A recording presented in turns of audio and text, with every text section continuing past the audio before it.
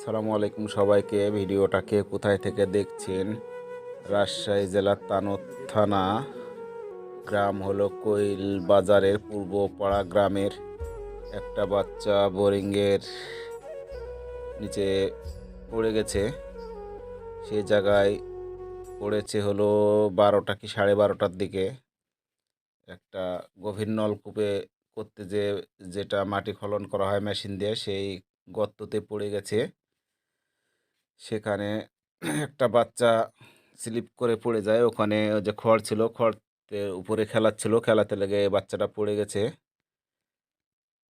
যে মনে করেন যে এখন কত দূর তলিয়ে গেছে সেটা বলা মুশকিল। সেজন্যে অনেক লোকজনের সমাগম চলছে এবং এই যে ভিকু গাড়ি এবং ট্রাক্টর দিয়ে মাটি কাটা হচ্ছে সাইড থেকে। ওই ইয়েটার যে গর্তটা আছে, গর্ত সাইড থেকে মাটি কেটে বাচ্চাটাকে উদ্ধার করার চেষ্টা করা হচ্ছে। যে ট্রাক্টর দিয়ে মাটিগুলো সরানো হচ্ছে, স্কুভিটার দিয়ে মাটিগুলো গর্ত করা হচ্ছে, দেখতে পাচ্ছেন। মাটিগুলো গর্ত করার পরে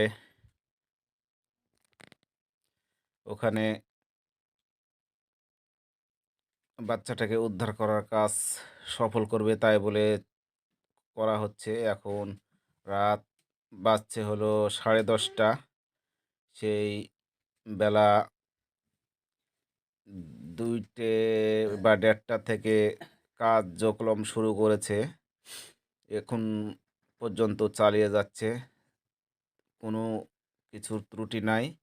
ওই গর্তের ভিতর ক্যামেরা নামে দেখা যায়নি, দেখা যাচ্ছে খড় পড়ে আছে উপরে। তাহলে মনে হচ্ছে যে বাচ্চাটা খড়ের তলে আছে কি আরও গভীরে গেছে সেটা বলা মুশকিল।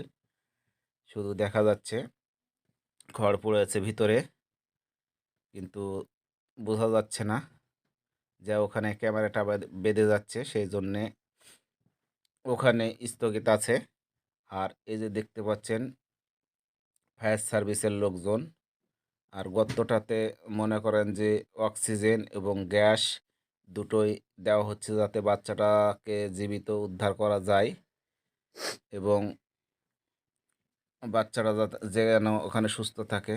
বাচ্চাটা যখন পড়ে যায় তখন কিন্তু মা মা করে ডেকেছিল। এখন বর্তমান আর কোনো আলাচালা নাই। এখন আল্লাহ জানে কিভাবে আছে সেই বাচ্চাটা।